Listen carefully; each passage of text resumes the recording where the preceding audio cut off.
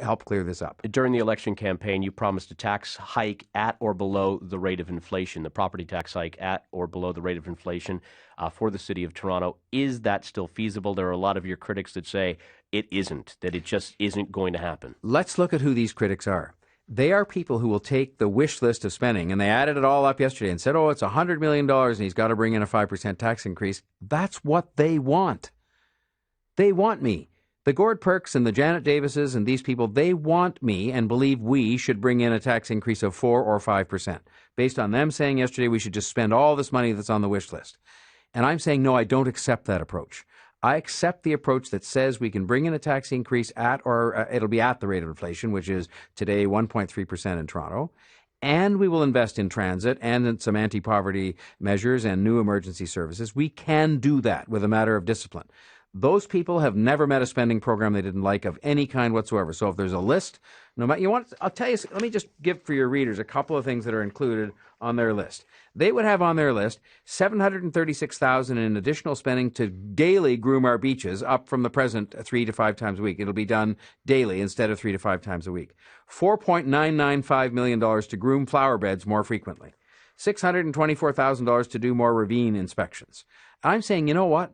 I think probably doing the beaches 3 to 5 times a week is going to be okay with people, and that I can keep property taxes to the rate of inflation by saying that we're just not going to be able to do daily beach grooming. And I'm prepared to stand by that, and that we'll bring in a budget to the city council. Now, I've one vote there, right? But the budget I will bring there will have a 1.3% property tax increase. It will have new investments in transit and anti-poverty mechanisms and emergency services and the arts. And it will have some spending freezes in it on some of these discretionary items where we just say, just spend what you spent last year, no increase. And we'll do that. The former mayor, Rob Ford, now Councillor Rob Ford, put together a motion talking about per diems, receipts for $100 a day that councillors receive if they're away on city business. Those per diems kick in the day they leave. They also continue the day they come home, meaning if you came home at 7 a.m, you still get the $100. You voted against the idea of councillors having to provide receipts. I actually had to side, that's rare for me to do so, but with the former mayor on this one. Why do you not feel that councillors should be providing receipts for money they spend on business? That's the way the system used to be. And what you end up doing is these situations that get equally criticized by talk show hosts, including probably me when I was here. You can play back the tape. Where you expense a can of Diet Coke and a bag of chips or, whatever, because that's part of your food. And then people, say that's ridiculous. And the cost of processing all those receipts is probably more than the amount of money involved. Now, on the subject of accountability, I'll tell you how I handle it, and I'm not suggesting everybody else should. I just don't take that money. I've never taken any public money to eat, because my theory is you have to eat anyway or you'll die.